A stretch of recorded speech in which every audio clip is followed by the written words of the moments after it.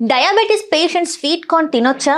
ఆరోగ్య నిపుణులు ఈ విషయంపై ఏమంటున్నారో ఇప్పుడు తెలుసుకుందాం. డయాబెటీస్ పేషెంట్స్ తమ ఆరోగ్యం విషయంలో చాలా జాగ్రత్తగా ఉండాలి. తీపి పదార్థాలు అస్సలు తినకూడదు, ఎందుకంటే దీనివల్ల ఆరోగ్యం మరింత దిగజారిపోతుంది.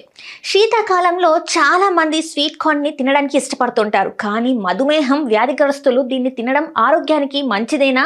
స్వీట్ కార్న్ తింటే ఏమవుతుందో ఇప్పుడు తెలుసుకుందాం.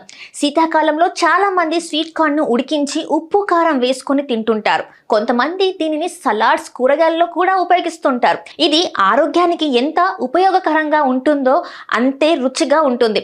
స్వీట్ కార్న్ లో ఇనుము, జింక్, రాగి, magnesium, selenium, vitamin C, vitamin B1, B2, B3, B6, A2 వంటి ఖనిజాలు ఉంటాయి.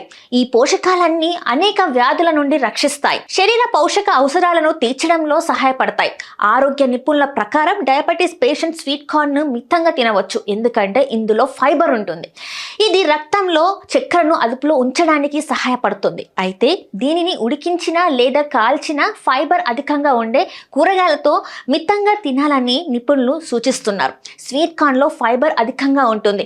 ఇది కార్బోహైడ్రేట్స్ జీర్ణక్రియను నెమ్మదిస్తుంది, రక్తంలో చక్కెరలో ఆకస్మిక పెరుగుదలను నివారిస్తుంది. ఇది శక్తికి మంచి మూలం. బి విటమిన్లను, మెగ్నీషియం, పొటాషియం, యాంటీ ఆక్సిడెంట్స్ జీవన క్రియను నియంత్రించడంలో సహాయపడతాయి. ఉడికించిన మొక్కజొన్నలో గ్లైసెమిక్ ఇండెక్స్ ఉంటుంది. ఇది మధుమేహ వ్యాధిగ్రస్తులకు ప్రయోజనకరంగా ఉంటుందని నిపుణులు చెప్తున్నారు.